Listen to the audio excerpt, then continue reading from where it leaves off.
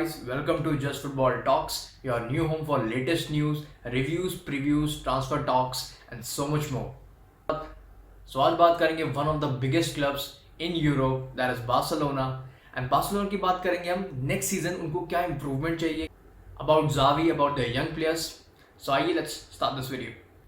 सो आइए बात शुरू करते हैं प्रॉमिसिंग यंगस्टर्स। एंड ये यंगस्टर्स उनको उस टाइम पे मिले जहाँ बार्सा को सबसे ज़्यादा ज़रूरत थी, जहाँ वो सबसे ज़्यादा डाउनफॉल पर थे। छोटे छोटे यंगस्टर्स ने, प्रोडिजीज ने बार्सिलोना को और नीचे नहीं गिरने दिया। तो सबसे पहला नाम आता है पेड्री का। अगर यंगस्टर्स की बात करते हैं स्पेशली बार्सिलोना की, तो सबसे पहला नाम लेना बनता है पेड्री का, because with Pedri and without Pedri Barca काफ़ी डिफरेंट हो जाती है। वैसे तो ज़ावी पसंद करता है पेड्री, डियोंग एंड बुस्केट्स की ट्रियो इन मिडफील्ड, बट जब भी पेड्री अवेलेबल नहीं होता इस ट्रियो में तो बार्सा सफ़र करते हुए दिखती है।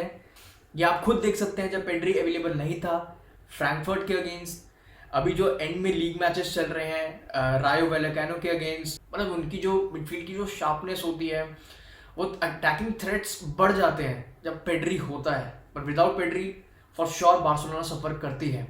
छोटी सी उम्र में पेड्री एक इतना इम्पॉर्टेंट एंड क्रूशियल प्लेयर बन चुका है बार्सा जैसे क्लब के लिए एंड स्पेन के लिए भी। नेक्स्ट इम्पॉर्टेंट यंगस्टर इनका है फाटी। अगर हम फ्यूचर की बात करें, ऑल्दो अभी वो इतना नाम नहीं बना पाया है इन यूरोप जितना पेड्री बना चुका है, just because of his injuries वो इतना बड़ा नाम नहीं बना पाया है। बट जब फाटी बार्सा के लिए खेला है उसका इम्पैक्ट बहुत बड़ा रहा है। हमेशा उसने पर्टिकुलर गेम जब वो खेला बहुत बड़ा इम्पैक्ट छोड़ा है उस पर्टिकुलर गेम में, एंड ऑलमोस्ट उसने हर गेम में ही स्कोर किया। And same goes for Spain, जितने भी वो मैचेस खेला है अंडर लूचो उसने गोल स्कोर किए हैं। एंड इतनी छोटी सी उम्र में फाटी एक गोल स्कोरिंग विंगर बन चुका है। एंड सबसे मेन बात, अभी पेड्री एंड फाटी का पीक भी नहीं आया है, बिना पीक के ही वो इतने ज़्यादा इंपॉर्टेंट प्लेयर बन चुके हैं। Next youngster is Gavi. I would not से कि वो पेड्री या फिर फाटी या फिर अराओ जितना बड़ा इम्पैक्ट या फिर स्टेटस बन चुका है, but he is almost there. बहुत छोटा है यार वो, तो मेरे ख्याल से 17 या फिर अब शायद 18 का हो गया, तो आई डोंट नो। आया वो शायद 17 में ही था। बहुत यंग है वो, बहुत यंग है। बट उसकी जो सबसे खास बात लगती है, पॉइंट जो उसका मुझको सबसे बेस्ट लगता है, पहली बात वो बॉल इतनी आसानी से देता नहीं है, बट जब भी वो डिस्पोजेस्ड होता है, अगर आपने ये चीज़ नोटिस नहीं की है नेक्स्ट टाइम से ये नोटिस करना, बार्सा फैंस को तो पता ही होगा, जब वो डिस्पोजेस हुआ है वो बंदा कुछ नहीं देखता, वो फॉल बैक करता है और वो बॉल को विन करने के लिए वो हर चीज़ कर देता है, चाहे वो फाउल करे या फिर बॉल विन करे। अब बात करते हैं कि वो साइनिंग्स जो कंप्लीट हो चुकी हैं, दो अभी समर ट्रांसफर विंडो शुरू भी नहीं हुई है। First is Casey and second is Christensen. So पहले बात करते हैं केसी की। केसी एक ऐसा प्लेयर है जो कि बार्सा की मिडफील्ड में कोई भी ऐसा प्लेयर नहीं है, कोई भी ऐसा प्लेयर नहीं है। वो आपको एक फिजिकल फैक्टर प्रोवाइड करता है जो कि बार्सा के पास वो मिडफील्ड में नहीं है। पेड्री फिजिकल नहीं है, डियोंग फिजिकल नहीं है, बुस्केट्स फिजिकल नहीं है। केसी बहुत फिजिकल बंदा है, फुट पे अच्छा है एंड वो एडवांस नंबर 8 भी खेल सकता है। बट मेरे ख्याल से वो पीछे से ही खेलेगा because of his physical factor. अगर आप नोटिस करोगे बार्सा का जो डिफेंस है उतना स्ट्रॉन्ग नहीं है जो बड़ी बड़ी टीम्स का जितना होना चाहिए उस हिसाब से, अगर कंपेयर करें हम डिफेंस, बिकॉज उनके पास वो फिजिकल फैक्टर नहीं है मिडफील्ड में। हर किसी बड़ी टीम्स का, अगर मेंसी की बात करें वहाँ रॉड्री, अगर लिवरपूल की बात करें वहाँ फेबिनियो, रियाल की बात करें वहाँ कैसेमीरो, चेल्सी की बात करें कांटे, मतलब हर किसी का फिजिकल फैक्टर आएगा, वो वर्क रेट वाला प्लेयर आएगा जो आपकी डिफेंस को हेल्प करेगा।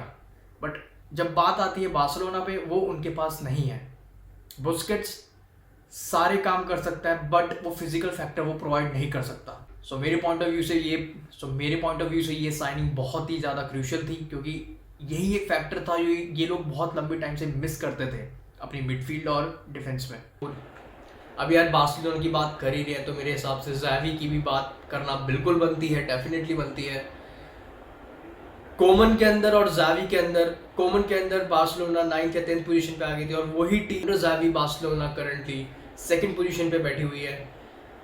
ऑल्दो जब ज़ावी आ रहा था तो मेरा ये पॉइंट था कि कोमन के पास कोचिंग एक्सपीरियंस ज़्यादा है ज़ावी से, क्योंकि उसने बिफोर जॉइनिंग बार्सिलोना वो नीदरलैंड्स का कोच था एंड अच्छी खासी टीम परफॉर्म कर रही थी अंडर कोमन नीदरलैंड्स। ज़ावी को उतना एक्सपीरियंस नहीं था कोच का, बट ज़ावी का एक ये चीज़ बहुत क्लियर थी कि वो बार्सिलोना के सिस्टम को और ला मासिया के सिस्टम को इन एंड आउट अच्छे से जानता है। जब कोमन की ये प्रॉब्लम थी, वो एक ही रट लगा के बैठा था कि I don't have any signings, मेरे सारे प्लेयर्स इंजर्ड हो रखे हैं, डेम्बले, फाटी एंड ऑल। तो ज़ावी के बाद भी वही टीम थी, पर उसने एक ये चीज़ की, उसने ला मासिया से प्लेयर्स उठाए। जुडगला, मेरे को आज तक याद है, जुडगला, आबडे, मतलब उसने ऐसे प्लेयर्स उठा के बिफोर जनवरी साइनिंग्स अच्छी परफॉर्मेंस देना शुरू कर दिया था इन लीग। एंड जब ज़ावी ने ज्वाइन किया था बार्सिलोना को, सबको ये उम्मीद थी कहीं ना कहीं इम्प्रूवमेंट होगी बार्सिलोना में, बट इतनी जल्दी इम्प्रूवमेंट होगी ये मेरे ख्याल से किसी ने भी एक्सपेक्ट तो किसी ने भी नहीं किया होगा। सो डेफिनेटली सारा का सारा क्रेडिट ज़ावी को जाता है। एंड कोमन के बाद जब ज़ावी ने ज्वाइन किया था, मैंने इस टीम में सबसे पहली जो चीज़ नोटिस की थी, दैट इज इस टीम में मेरे को एक करेक्टर दिखने लग गया था, एक टीम में कॉन्फिडेंस दिखने लग गया था। सो इससे ये आइडिया लगता है कि जो कोच की जो पोजीशन होती है वो कितनी ज़्यादा इंपॉर्टेंट होती है। सो अब बात करते हैं नेक्स्ट सीजन बार्सिलोना की, किस किस पोजीशन पे उनको प्लेयर्स की या फिर इन्वेस्टमेंट्स की ज़रूरत है। So starting from the back, स्टेगन is fine, for me is fine, मतलब ऑल्दो उसकी फॉर्म डिप हुई है, बट मेरे ख्याल से एज सच तो यार ज़रूरत नहीं है वहाँ पे इन्वेस्टमेंट्स करने की, क्योंकि और भी जगह है इस बार्सिलोना की टीम में जहाँ पे उनको इन्वेस्टमेंट्स की ज़रूरत। तो जो पैसा है बहुत ही हिसाब से यूज़ करना पड़ेगा, ऐसे नहीं आप इमेजिन करके बस प्लेयर डाल दो इस टीम में। सो मेरे ख्याल से स्टेगन इज़ फाइन। बात करें अगर राइट बैक की, तो यार राइट बैक से बार्सिलोना के काफ़ी ज़्यादा लिंक्स भी हो रहे थे, बट एज सच कोई अभी डील फाइनलाइज होती हुई नहीं दिख रही। सो अगर डेस्ट भी रहता है, एंड डैनी एल्वेस तो है ही, सो अगर डेस्ट फुल्ली फिट रहता है प्रॉपर और ज़ावी को अगर ट्रस्ट है, तो वहाँ पे भी आपको इन्वेस्टमेंट्स करने की ज़रूरत नहीं है। So is fine, Danny Alves और सर्जिनियो डेस्ट दोनों मिला के अच्छा कॉम्बिनेशन बन जाता है वहाँ पे राइट बैक पोजीशन पे, तो उनको वहाँ पे ज़रूरत नहीं है पैसा लगाने की। सो सेंटर बैक डुओ की बात करें, सेंटर बैक डुओ में भी बिल्कुल भी इन्वेस्टमेंट्स की ज़रूरत नहीं है मेरे पॉइंट ऑफ व्यू से। अराउवो तो एक फिक्स हो गया, अराउवो तो मेरे ख्याल से एक पोजीशन तो उसने अपनी बना ली है। उसके साथ में पेयर में कौन होगा, उसके साथ में आप पीके रख सकते हो, पीके एंड अराउवो तो मेरे हिसाब से बेस्ट सेंटर बैक डुओ हो जाएगा बार्सिलोना का, बिकॉज पीके एक लीडर टाइप रोल है, जो कि मैं उसमें एरिक गार्सिया या फिर क्रिश्चियनसन दोनों को नहीं रखता। तो पीके एंड अराउवो तो है ही है, डेप्थ में एरिक गार्सिया है, क्रिश्चियनसन उन्होंने साइन कर लिया है, सो अच्छी बात है। लॉन्गले भी है, you never know, may be वो स्टे कर जाए। अब बात आती है लेफ्ट बैक की। लेफ्ट बैक पे एल्बा के बाद मेरे को कोई भी प्लेयर वहाँ नहीं दिखता। मेक शिफ्ट, जब मतलब एल्बा का भी इंजर्ड होता है या फिर उसको रेस्ट देना होता है, तो मेक शिफ्ट वहाँ पे कई बार ज़ावी ने डेस्ट को यूज़ किया है, बट वो फिर वो जो लेफ्ट बैक वाला एरिया जो एल्बा उस एरिया का जो यूज़ करता है, वैसा एरिया एक अलग लेफ्ट बैक ही यूज़ कर सकता है। तो डेस्ट एक राइट फुटेड बंदा लेफ्ट पोजीशन पे बिल्कुल भी सूट नहीं करता।